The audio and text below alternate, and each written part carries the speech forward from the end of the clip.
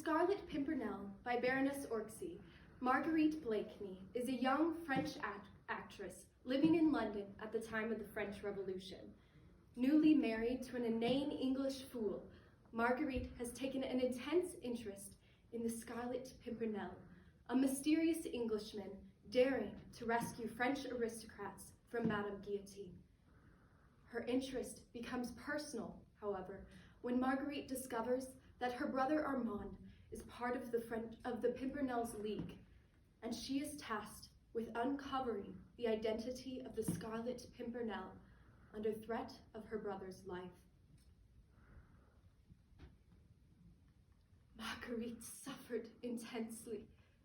So she laughed and chatted, so she was more admired than any woman there. She felt like one condemned to death, living her last day upon earth. Her nerves were in a state of painful tension when feminine sympathy and sentiment tossed her hither and thither between her love for her brother, who was far away and in mortal peril, and horror of the awful service which Chauvelin had exacted from her. Her still overwrought nerves, her excitement and agitation lent beautiful Marguerite Blakeney much additional charm. She would not allow herself any more time to think. From Chauvelin, she knew she could expect no mercy. He had set a price on Armand's head and left it to her to pay or not as she chose. Later on in the evening, she caught sight of Sir Andrew Ffoulkes and Lord Anthony Dewhurst, who seemingly had just arrived. She wondered vaguely as she looked round at the brilliant and the fashionable in the gaily lighted ballroom. Which of these men round her was the mysterious Scarlet Pimpernel? He was at the ball, since Sir Andrew Ffoulkes and Lord Anthony Dewhurst were here, evidently expecting to meet their chief.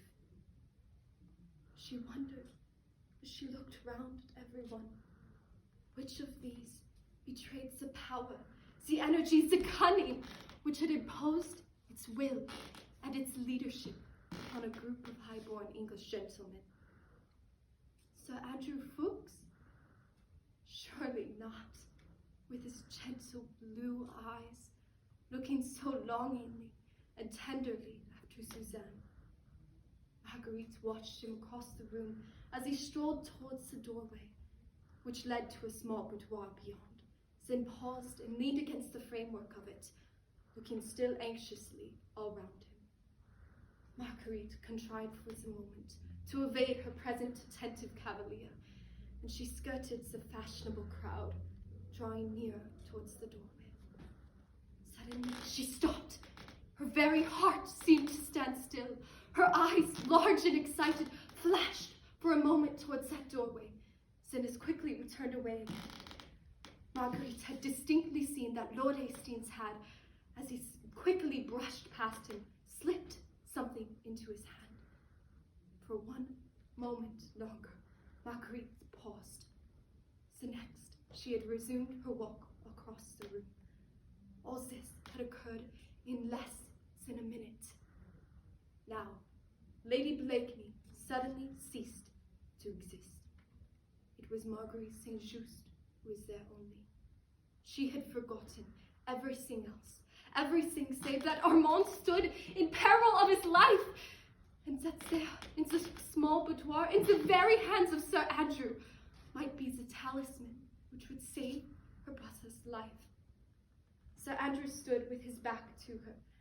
A slip of paper was in his hand, and he was in the very act of perusing its contents. Unperceived, her soft, clinging robe making not the slightest sound upon the heavy carpet, not daring to breathe until she had accomplished her purpose, Marguerite slipped close behind him. Suddenly, he looked round and saw her. She uttered a groan, passed her hand across her forehead, and murmured faintly, "Oh, the heat in the room was so intense. I felt so faint." "Ah," she tottered, almost as if she would fall, and Sir Andrew, quickly recovering himself and crumpling in his hand the tiny note which he had been reading, was only, apparently, just in time to support her. She sank into a chair close to the table, and throwing back her head, closed her eyes.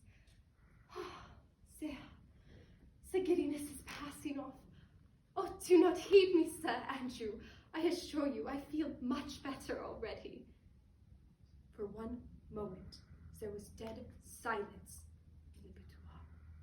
Sir Andrew was even now holding the paper to the flame of one of the candles.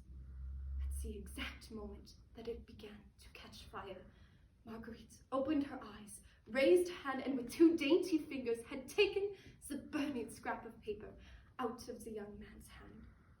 Then she blew out the flame and held the paper to her nostril with perfect unconcern. Oh, how thoughtful of you, Sir Andrew. Surely 'twas your grandmother who taught you that the smell of burnt paper is a sovereign remedy against giddiness. She held the paper tightly between her jeweled fingers, while Sir Andrew was too dazed for the moment to realize what had happened. He had been taken so completely by surprise that he seemed quite unable to grasp the fact that there, in the hands of the young woman, was a slip of paper, perhaps on which the life of his comrade might depend. Why do you stare at me like that? Oh, I assure you, I feel much better.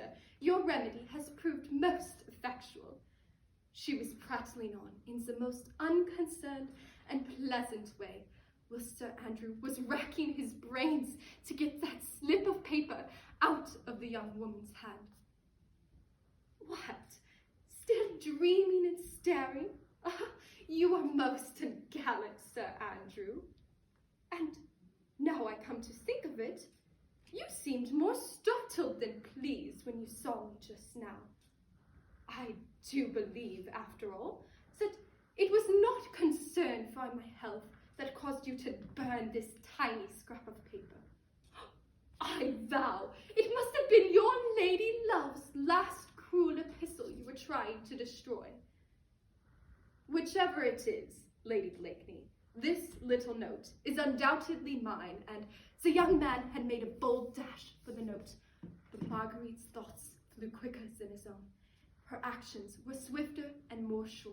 She took a quick step backwards and knocked over the small table, which fell down with a crash, together with the massive candelabra upon it. Oh, the candle, Sir Andrew, quick!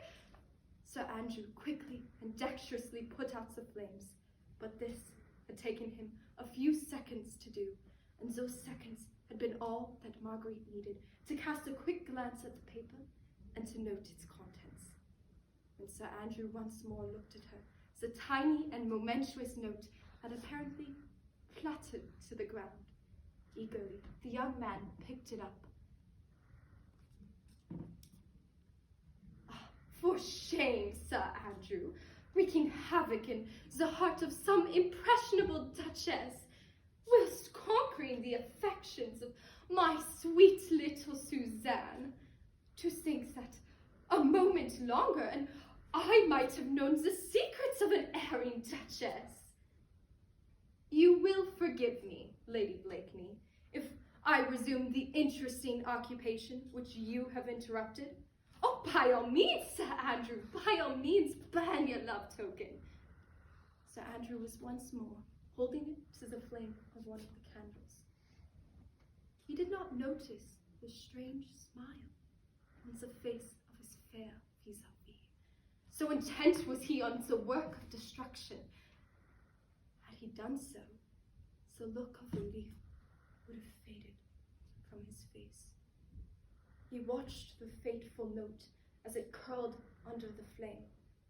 Soon, the last fragment fell upon the floor, and he placed his heel upon the ashes.